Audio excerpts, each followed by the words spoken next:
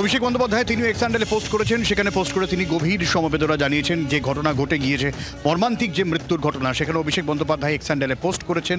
যে পোস্টে তিনি লিখেছেন যে বড়বাজারে ভয়াবহ অগ্নিকাণ্ডের প্রাণহানির ঘটনায় গভীরভাবে মর্মাহত এবং শোকাহত পরিবারের প্রতি আন্তরিক সমবেদনা জানিয়েছেন অভিষেক বন্দ্যোপাধ্যায় এবং তাদের পাশে থাকার কথা বলেছেন। আহতদের দ্রুত আরোগ্য কামনা করছে, এমনটাই অভিষেক বন্দ্যোপাধ্যায় এক্স হ্যান্ডেলে পোস্ট করেছেন। মমতা বন্দ্যোপাধ্যায়ের এক্স হ্যান্ডেলে পোস্ট দেখালাম, অভিষেক বন্দ্যোপাধ্যায়ের একই পোস্ট। আরও আপডেট দেবো। প্রবীর রয়েছেন আমাদের সঙ্গে টেলিফোনে। প্রবীর, দেখো, গতকালের অগ্নিকাণ্ডের ঘটনায় একদিকে যেমন মুখ্যমন্ত্রী তিনি নিজে দীঘা থেকে নজরদারি রাখছেন, পাশাপাশি দাঁড়িয়ে রাজ্য সরকার তারা ক্ষতিপূরণ ঘোষণা করেছে এবং এই অবস্থায় দাঁড়িয়ে তৃণমূল কংগ্রেসের সর্বভারতীয় সাধারণ সম্পাদক তিনিও কিন্তু গতকালের অগ্নিকাণ্ডের ঘটনায় সমবেদনা জানিয়েছেন এবং সমস্ত পরিবারের পাশে থাকার বার্তা দিয়েছেন অভিষেক বন্দ্যোপাধ্যায়, যেটা খুব কঠিন সময় এবং রাজ্য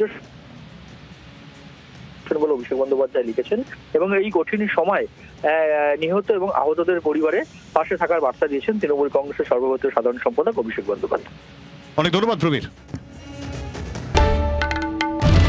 বাংলার আওয়াজ, বাঙালির আবেগ, জি 24 ঘন্টা।